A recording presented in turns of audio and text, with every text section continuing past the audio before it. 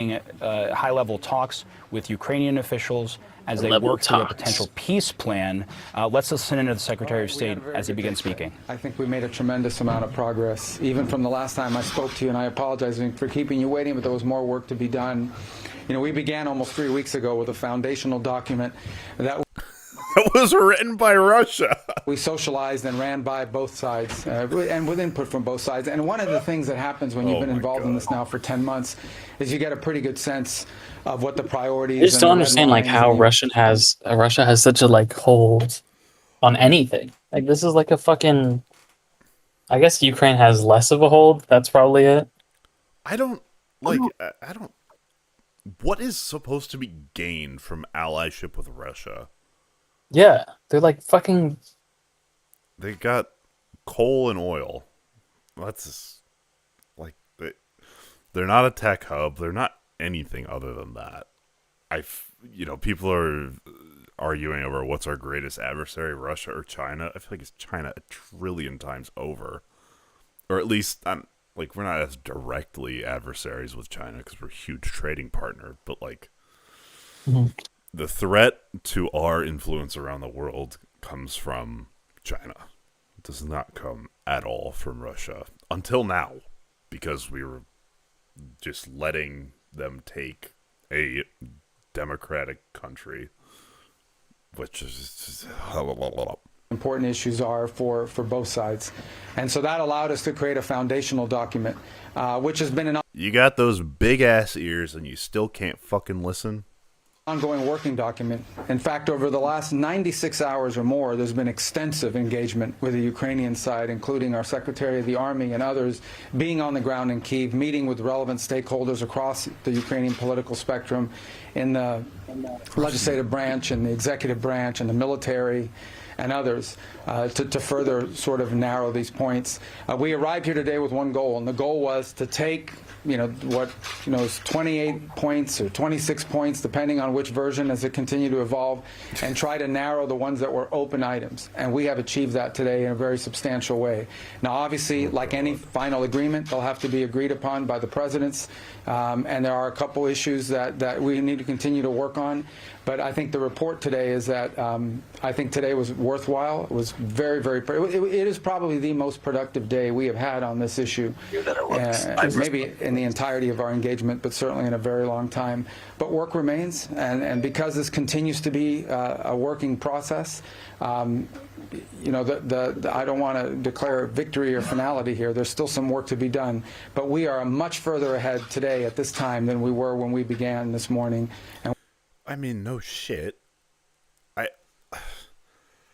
I don't know. I feel like Ukraine deserves to give the Trump admin like a dressing down at some point.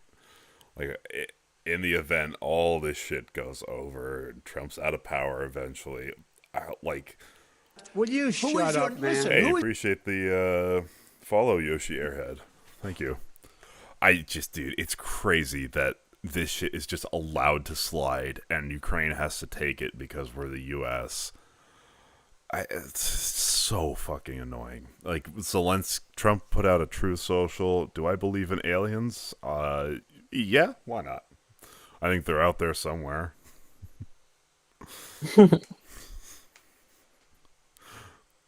If this ends in an immigration joke, I'm and where we were a week ago for certain. Okay? You said about a couple of issues. Yes. Would you please specify? Yeah, what are those issues? Well, I'm not going to get into the details Why? on the issues. This is a very delicate moment. And I can't get into this. We have to say the details for the opponent. Oh my god, dude. Fucking. I believed in aliens until those government whistleblowers said aliens existed. Can you elaborate on that? That sounds funny. Some of it is semantic. And this is also just the classic Republican playbook of, I don't know, I can't give you any details. I've never heard about that.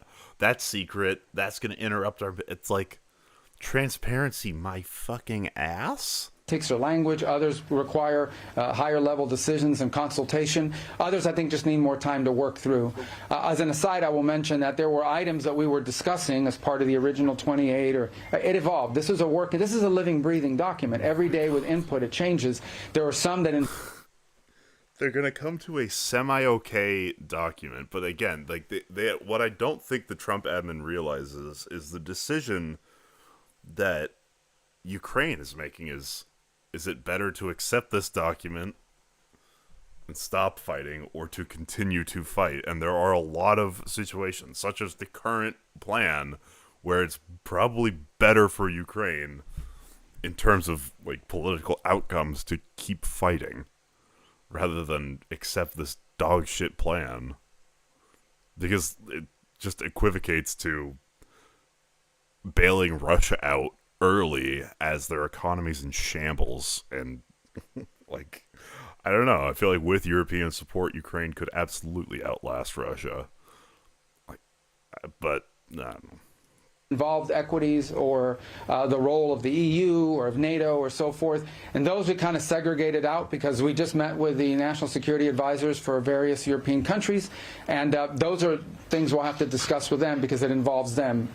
So we sort of really focused on the ones that were bilateral in nature for the most part. So there are a couple, none of it insurmountable. I can tell you that the items that remain open are not insurmountable. We just need more time than what we have today. I honestly believe we'll get there. Well, if it was on Fox, it must be true, right? So has Ukraine indicated to you that it's prepared to compromise, for instance, some of those key issues like territory in exchange for peace? What do you think his answer is going to be? Well, we're actually in different discussions. We're negotiating over which territories they might be willing to concede, or, well, I'm not going to get into that right now. That's still very much in the works. They suggested that they are prepared. Well, I'm not going to look. It's not because for purposes of evasion. It's just I'm not going to get into the details of the topics that were discussed because this is an ongoing process. Oh my God! It's important to understand and how 1 these to things work. 1. You have to, in order to have a proposal, you have to write it. You know, if it's just verbal, it's in the air. You have to put it down on a piece of paper, and just because it's printed on a piece of paper doesn't indicate finality. So you get input, and based on that input, you make adjustments, and then you get more input, or you make a counteroffer, and you get more adjustments. That's an ongoing process. There's a lot more of that to happen. So I'm not going to speculate or go into the details of any of the specific items in the latest version of the proposal because, frankly, by tomorrow or the next day, that may have evolved and changed further. And but I can tell you, I guess that I feel very optimistic that we can get something done here because we made a tremendous amount of progress today. That's the other thing too. Like they've declared victory on this, like that it's ending in soon, and the entire president for 9 months it's been they're about to take a deal. We're just about to reach a deal. Like these two parties don't want to stop fighting.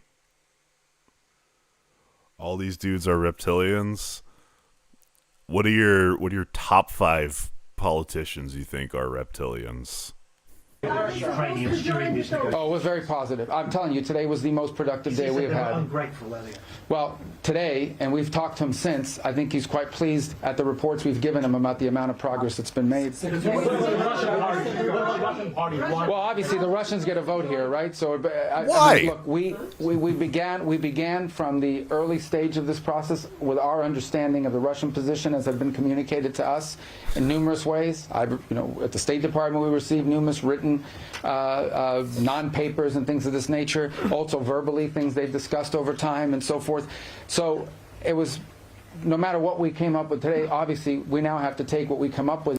Maybe Russia does actually have a video of Trump blowing Clinton, and that's why he's so conciliatory. He's like, Putin's like, if you don't get me all of these territories, I'm gonna release that video.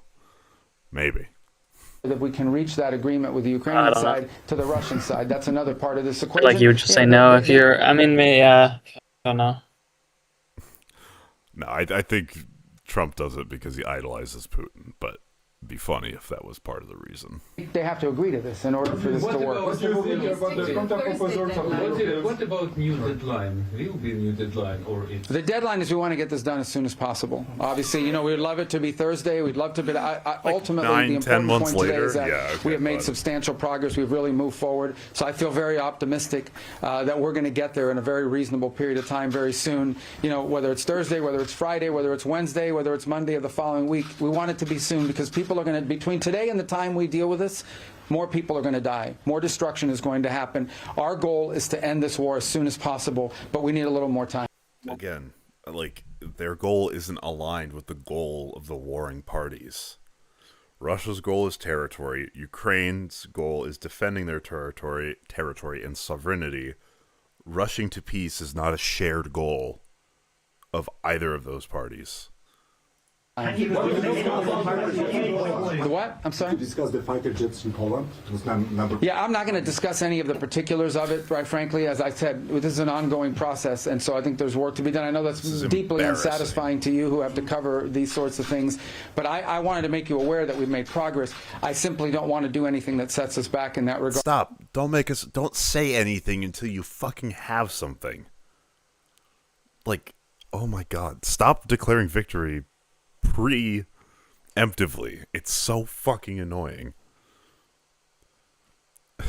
Donald Trump 100%, Prince Philip, and all the popes, George Bush, Elon Musk. What's your evidence?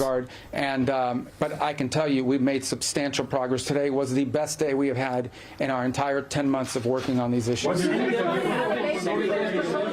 Have you confirmed that you met the European representatives today and what you... Yes, yeah, we met with the national I'm not security gonna lie, I don't get the advisors of, reptilian. I don't get the a variety of reptilian countries, thing.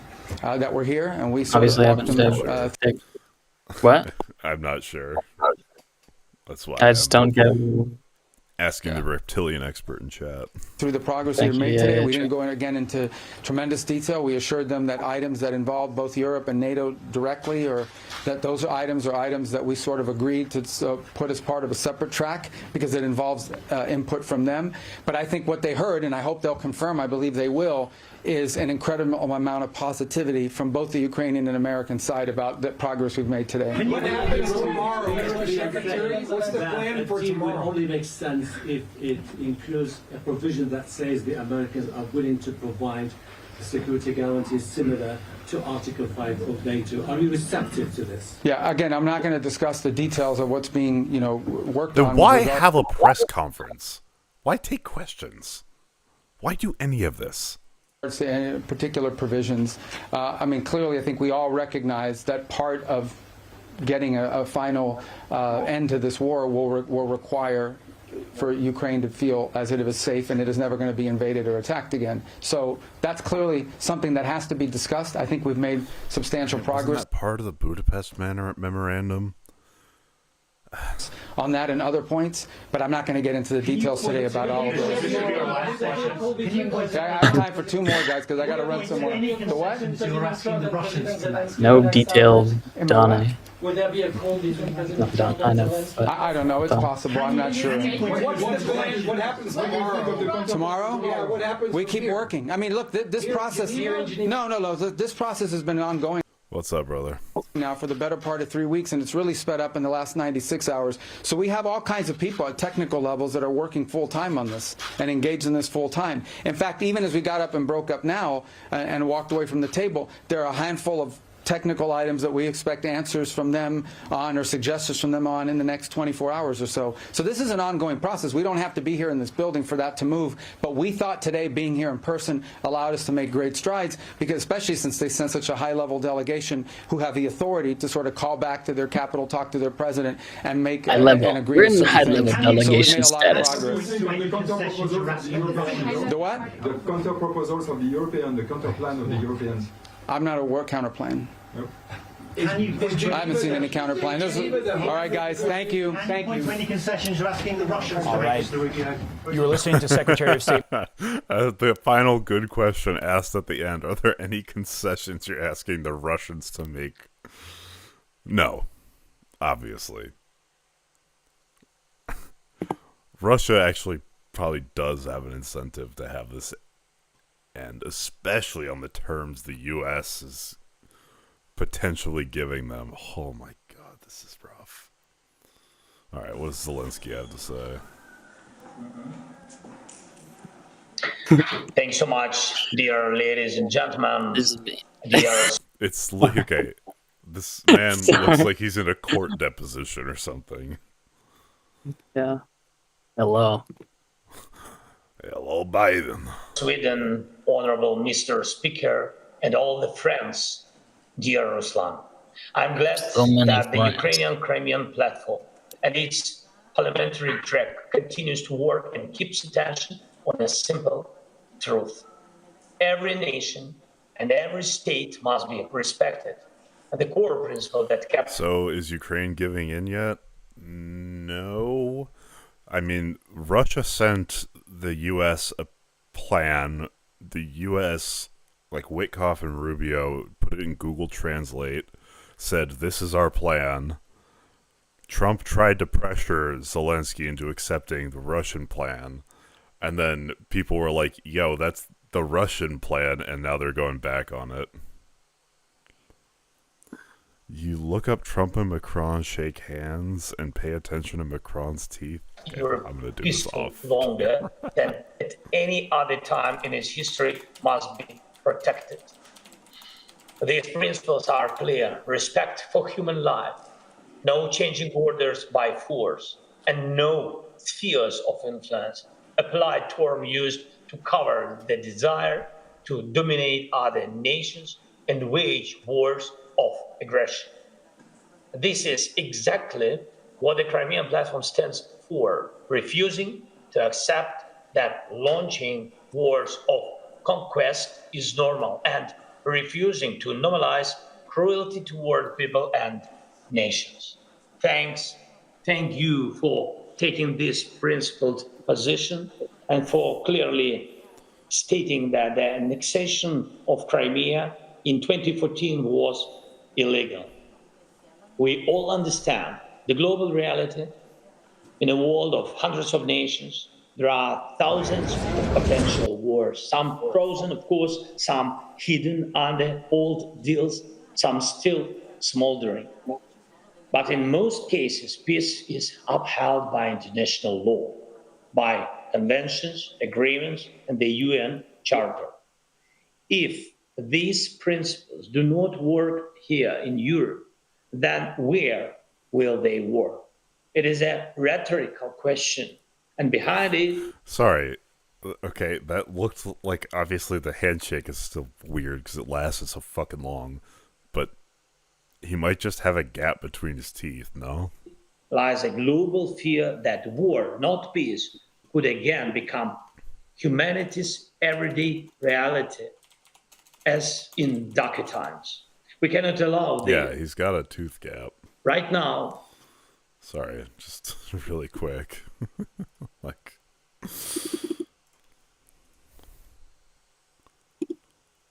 Yeah, he's got a gap in his teeth. I don't think that's anything. Okay, I'm not gonna lie, that picture makes him look really reptilian. I'm sorry. That looks like a fucking animated snake in that picture, bro. Kinda. And we are working closely with the United States, with European partners, with many others to define steps that can end Russia's war against us, against Ukraine, and bring real security.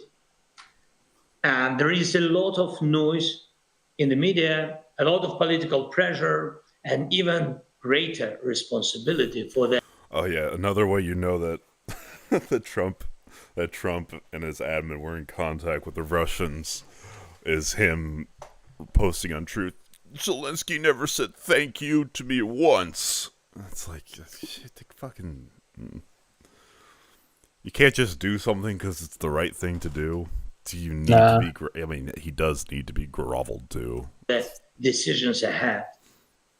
Putin wants legal recognition for what he has stolen, to break the principle of territorial integrity and sovereignty. And that the main problem. You all understand what that means. He wants it not only from Ukraine, he wants it from the whole world, and it's very dangerous. And I want to stress one more thing. In the steps we have coordinated with the side of the UN. There's no way this is real. No shot. Kirk? Why? Who the fuck? Yeah, extremely you're right. sensitive points on the table, including the Kirk was holding no, I'm making a bullshit conspiracy right now. Please do not pause.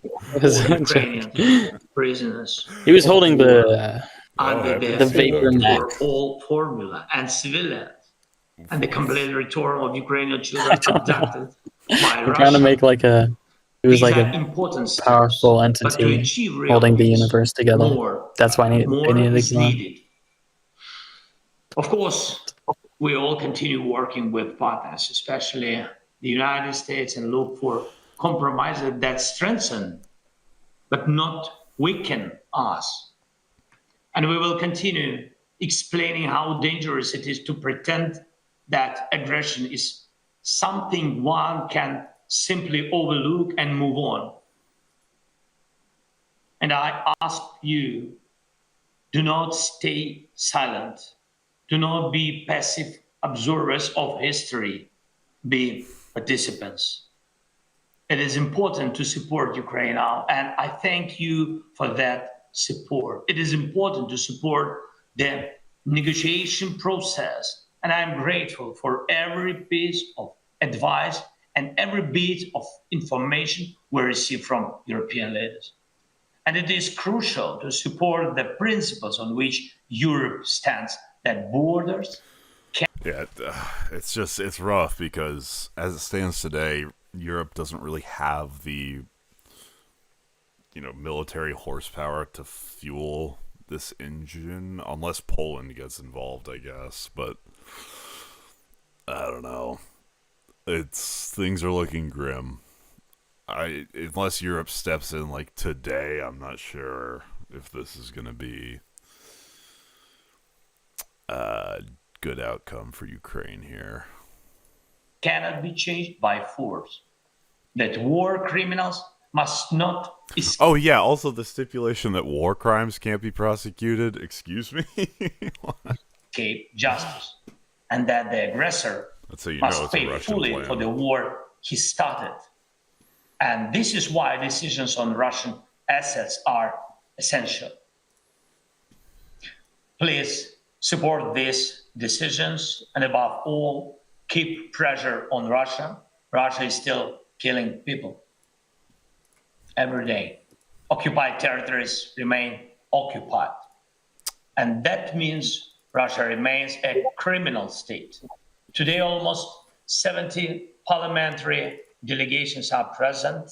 And if parliaments in Europe, in the world, do not close their eyes to this, then no one will. Thank you for your support. Slava Ukraini! All right, well, it's like essentially, oh my God, BBC appears in front of the Board of Parliament. Dude. What do we think the Fox Propaganda Network has to say about Zelensky? He didn't wear a suit in this video. How dare he? Live in Washington, D.C. with the very latest. And Maddie, Ukraine is the major emphasis this morning, as we're learning there's been some positive developments with negotiations. Yeah, a lot of... Good morning, Carly and Todd. Yeah, a lot of optimism on both sides here. Secretary of State Marco Rubio says the talks with Ukrainian officials in Geneva over the weekend was perhaps the most productive engagement they've ever had on the Ukraine war. He's not declaring victory just yet, but says they're further along than they were. We arrived here today with one goal, and the goal was to take, is 28 points or 26 points, depending on which version as it continued to evolve, and try to narrow the ones that were open items. And we have achieved that today in a very substantial way. Now, the way Rubio put it, this roughly 28-point plan began with a foundational document that the U.S. Right, they're not gonna defend this, are they? Russia retreats from parts of Kharkiv, but Ukraine cedes Donetsk, Luhansk, Zaporizhia, Kherson, and Crimea. Defend it, Fox. Defend it. Sanctions erased against Russia. Ukraine drops war crime cases. Russia rejoins global economic forums. Like, come on. U.S. put together No NATO, army cap, no foreign base. together 3 weeks ago with input from Russia and Ukraine. That's important given the confusion that came out over the last 48 hours after a bipartisan group of lawmakers said this was not a U.S. proposal. Rubio did not get into what they discussed yesterday. Critics, though, have warned against giving in to Russian demands like handing the Kremlin Ukraine's territory in the eastern Donbass region and ruling out NATO membership for Ukraine. But even as the talks were going on, President Trump went on Truth Social to criticize Ukraine, saying, "I inherited a war that should have never happened, a war that is a loser for everyone, especially the millions of people that have so needlessly died." Ukraine Is it? I thought the death counter was a little over 1.3 million. Leadership has expressed zero gratitude for our efforts and. Oh my god, dude. Okay, the European country that's buying oil from Russia is was it Hungary? Which Orban came to the White House to basically beg you to let him buy Russian oil. And since you guys are both scheming fucks, you apparently let him and then use it as a counterpoint against Ukraine. Man. And Europe continues to buy oil from Russia. Rubio did go on later to say that the president was pleased with the talks. Ukrainian President Zelensky saying on X, "We appreciate so deeply that so many forces and leaders are working for peace right now. Ukraine is grateful to the United States, to every American heart, and personally to President Trump for the assistance. That's starting with the javelins." Oh. Please, Trump, I need this. Oh my god. Dude, I feel awful. Actually repeating the Obama gave blankets, Trump gave javelins line. It's the right thing to do for him, but has been saving Ukrainian lives. Rubio says they'd like to stick to a Thanksgiving deadline, but suggested that might change depending on the progress that they are making. The president said something similar last Facts, week. Dude. That's all he does. That's all this freaking traitor does, in Washington, dude. Maddie, thank you. And NATO Secretary General Mark Rutte will join Fox and Friends later this morning to discuss the latest on these critical negotiations. U.S. military leaders slated to visit Puerto Rico today to meet with troops and express gratitude for their dedicated work in the America First missions across the Caribbean. This visit comes as the U.S. is reportedly getting ready to ramp up a new phase in operations against Nicolas Maduro's regime in Venezuela. The U.S. so far has taken out a total of 21 suspected drug boats in September, killing at least 82 narco-terrorists in the process. Operations with regard to Venezuela. Venezuela, I care, but that's not what this segment is. Ukraine, Russia, and U.S. State Marco Rubio touting his progress and optimism on the peace deal between Russia and Ukraine after the Geneva talks held over the weekend. But they got a lot of bipartisan criticism. Take a listen. So I'm not going to speculate or go into the details of any of the specific items in the latest version of the proposal because, frankly, by tomorrow or the next day, that may have evolved and changed further. And but I can tell you, I guess, that I feel very optimistic that we can get something done here because we made a tremendous amount. Mainstream media like Fox News reports straight to the CIA, which reports straight to the Vatican. Real. Wait, actually, that's true, though. This initial plan would be a total capitulation by Ukraine. I think it would go down, frankly, as a historically bad deal. I would not advise Ukraine to sign this. They can't sign an agreement like the Budapest and then allow Russia to invade again. Yeah, and to be abundantly clear, a lot of that bipartisan criticism that we saw on the Sunday shows came before Marco Rubio made that announcement there. But why be fair? Looking ahead, at the end of the day, this all comes back to securing an agreement. To be fair, they did say that they were making progress, but did admit that they accidentally got a Russian plan, that Russia actually sticks to. Do you anticipate that such an agreement exists, Brent? Well, we can't give Ukraine a good deal because Russia won't stick to it. Fucking Christ. Stick to it? Well, there's no agreement right now that exists because they're still in the phase of negotiating it. Many of the comments, I think, are a bit premature because we don't know the full details. Ukraine is just... Yeah, okay. The criticism is this plan gets translated from Russian, sent to Zelensky. Trump then says, we're going to cut off all aid if you don't sign this. And then you try and backtrack on it. There's nothing. It's so erratic. Oh, my God. What do you do if you're trying to plan for, a war, to strategize and all that? Just... The U.S. is going to do whatever the fuck it's going to do. We might get some stuff. We might not. Who knows? Please, Europe, I need this. Had their round of looking at it and tweaking on it. The Russians are next, so there's going to be more changes. When you be tweaking on it? To look at is, can a sustainable peace be tweaking on my plan delivered through the mechanism of the tweaking on my plan It's going to require Russia. both armed forces stepping back about no less than 20 kilometers from each other from what is today the effective front line or the line of control. But that line of control that gets frozen has to be one that if either side decides to reinitiate hostilities, the risk and the cost on them is so high that they'll actually refrain from doing it. So there will be adjustments in that front line to ensure that's the case. Many of the other details are still fluid and moving, so probably best to see what comes out in the coming days. But the only I like how when it's a monumental fuck up on the Trump admin, they're like, well, let's just wait and see. I think it's too early to judge. I think we need to evaluate how things go going forward. I think it's a little preemptive.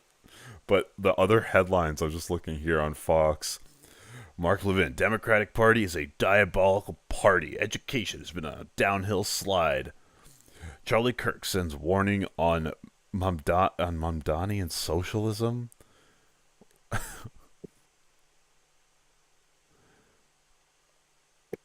Okay. Cool. thing that hasn't been met. Yeah, remember times leading up to the 24 election? Remember no new wars? Yeah, well then his claim was, oh, I inherited all of these wars. And then he's going to war in Venezuela? It's just... What mentioned in any of these discussions and in the drafts that have been leaked is what happens in the Black Sea. And I think that's a place where the Russians could be very vulnerable and could be a way in which to check any future aggression. It's also the only way that Ukraine remains economically independent.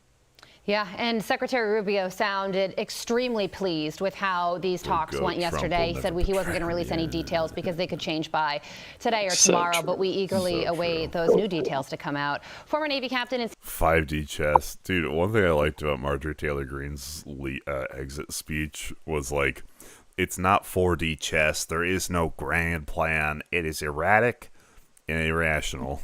I was like, whoa. Marjorie based Green. Senior Research Fellow at the Heritage Foundation, Brent Sadler. We thank you so much for joining us. I'm Steve Doocy. Joke was better than mine. I have to go make like a shrimp now. All right. And this is the senators at the Halifax Security Forum. Wait, what? Oh, that's the wrong tab. No, it's not. It's the right tab. Good evening, everyone. Thank you all for joining us for this very productive bipartisan delegation and visit to the Halifax International Security Forum. This is a video uploaded by CPAC, by the way. We've had, throughout most of the weekend, we had an equal number of Republicans and Democrats here. We have lost Senators Tillis and Hoeven, who had to go back early. But I think it was very important for us to be here to, again, reinforce the importance of the U.S.-Canada relationship at a time that it has been viewed as fragile by many people, including many of my constituents in New Hampshire.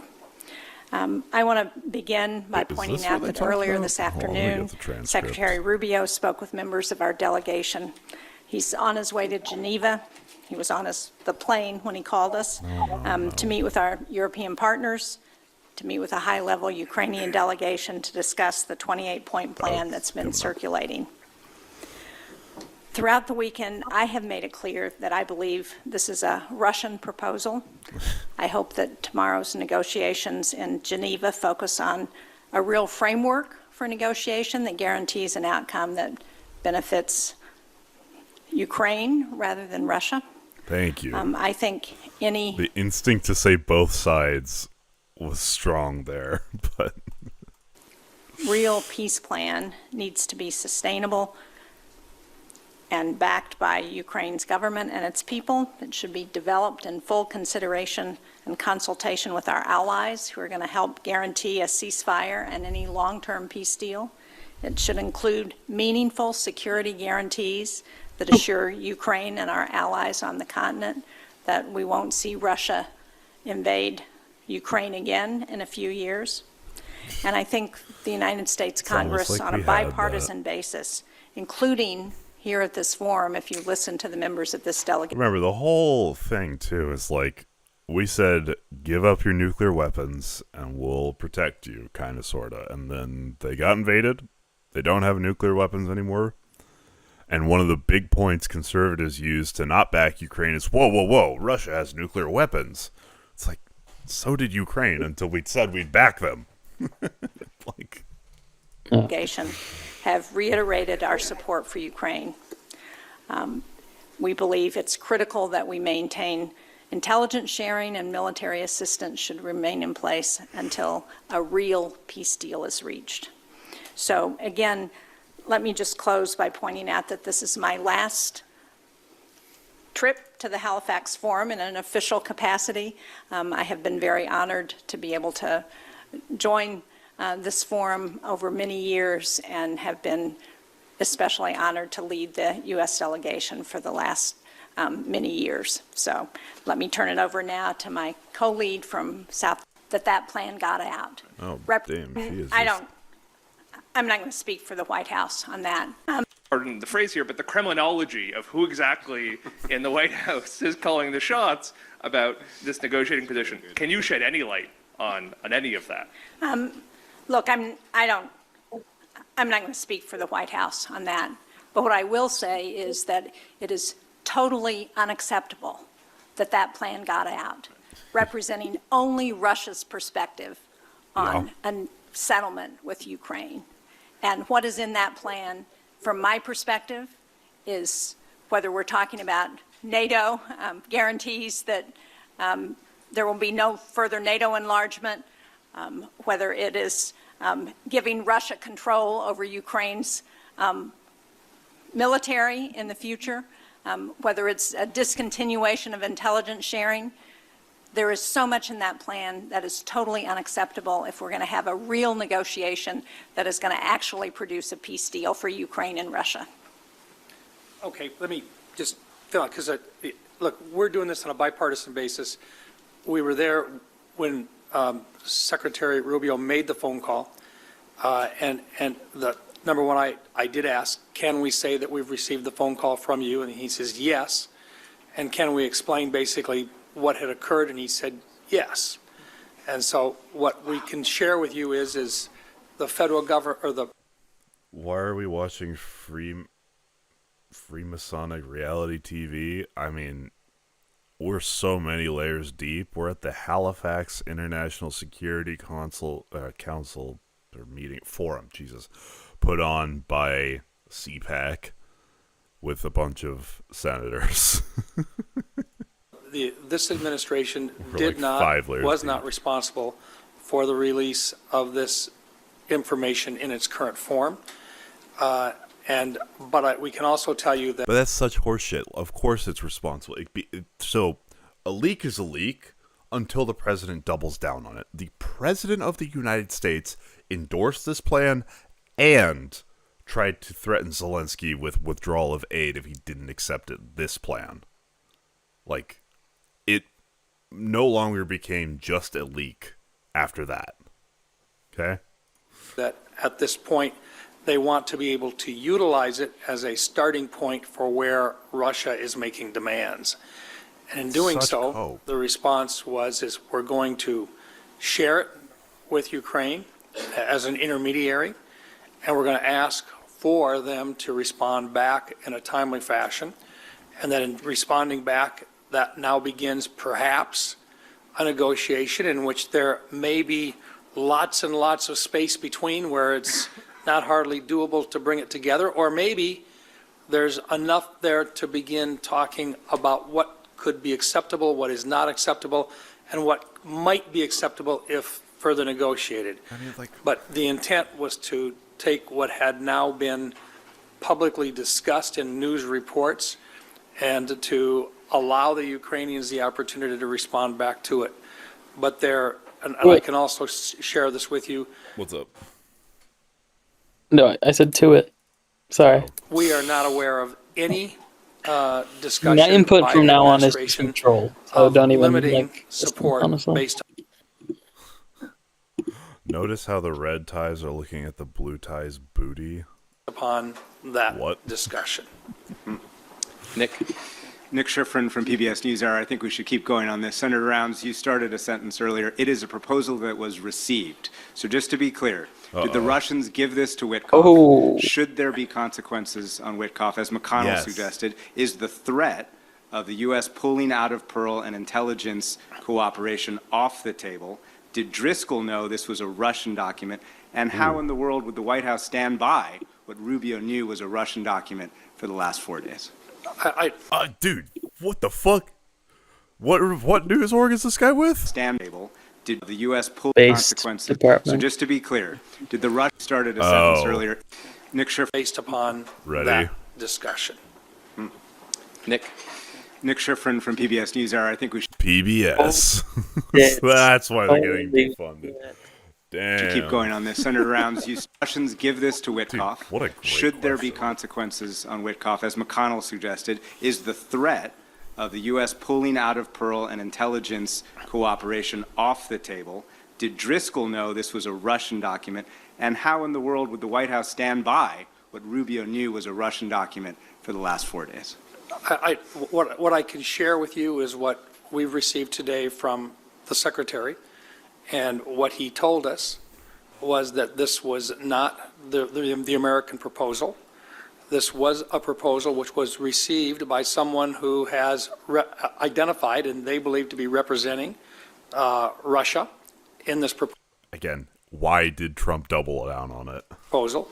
It was given to This point is moot Mr. until he Witkoff. apologizes We don't for know something. among ourselves right now whether there was further questioning or any modifications that were done at that time. Any other suggestions along that line? Why is every politician one by one getting RFK syndrome? Because RFK is what happens when you peel one layer back of the reptilian undertone or something like that. But what we do know is that while that had been received, none of the information that was released on this particular proposal came back from the administration. It was released apparently by the entity that had originally discussed it with U.S. representatives. But to be clear, and our concern was that there be any misunderstanding that this was a United States proposal. It is not. Our concern was that there'd be any misunderstanding. Motherfucker. You had Trump yesterday screaming about how great it was that Zelensky has to take it. And so therefore, Furthermore, with regard to the discussion that there would be threats of items taken in terms of information being withheld and so forth, the Secretary did say that he was not aware of any. Oh, you're not aware. Oh, that's fine then. Thank God, dude. I was afraid he was aware. Yeah, I was afraid the Secretary would know. Dude, oh my God, it's It's disgusting. So No threats. all we can do is just share with you that he was not aware of that. And if I may just ask again. Nick, we'll go to this side here. Nice try, though. But this is why bipartisanship is dead, because look how Republicans behave. Even in a forum where it's like, oh, we're coming together. Motherfucker actually is just running cover in the most shit way possible and can't resist. Again. Nick, we'll go to this side here. Nice try, though. Michael McDonald, Canadian Press. This is a question for Senator Kramer, but I'd also like to invite other members of the delegation to speak up if you feel the need to. Earlier today, Senator King said that he had noticed that there had been a cultural break between Canadians and Americans. He said that Canadians now see Americans. Don't care. Oh, no, I do care. We love our Canadians, all right? But that's not what this segment is. God. I have an unusual amount of Canadian viewers. Let's see if there's anything else. God, man, that question by the PBS reporters.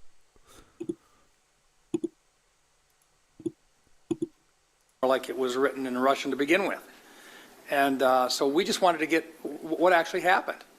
And he got on the phone, was very frank about it, and just said, here's the rest of the story. And we said, can we share that story? And he said, We already listened to this.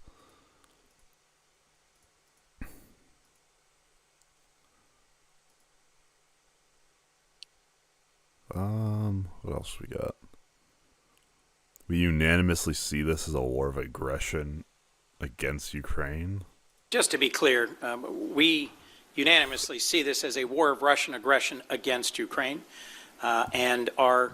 Do you? Because I would be very curious to hear the administration's take on that.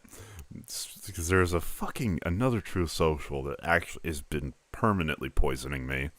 Is that Trump said this is Biden and Zelensky's war? Like, I just. Chungus life, yeah. Grateful for, impressed by, and intend to continue to support This is those Joe Ukrainians who Brandon's have war. True. Joe Biden himself planted the seeds for Russia to invade. been fighting for their sovereignty and freedom since Russia began its invasion of Ukrainian territory back in 2014. On the Defense Appropriations Subcommittee, Chairman McConnell and I, the ranking member, have worked hard to put back into our defense appropriations bill this year significant support for Ukraine, both on the intelligence side and the defense side. It passed our committee 26-3. It is ready for action by the full Senate. It should be the next thing we move to when we return from our Thanksgiving recess. And bluntly, I think we should be moving legislation that makes clear that we will not threaten to withhold intelligence or access to American munitions, particularly the surface-to-air defense missiles that are so critical to defending Ukraine and Ukrainian civilians from the daily assault by Russia. This proposal should not lead to Ukraine having to surrender territory, having to make a concession under duress by the United States. Speaking for myself, I think that is the wrong thing for us to do, and we should instead continue to join vital and trusted allies like Canada in continuing to support Ukraine in its fight for freedom. Thank you. We'll unfortunately do last question to Stephen. Hi, Steve Chase with the Globe and Mail newspaper. Thank you for coming. Okay.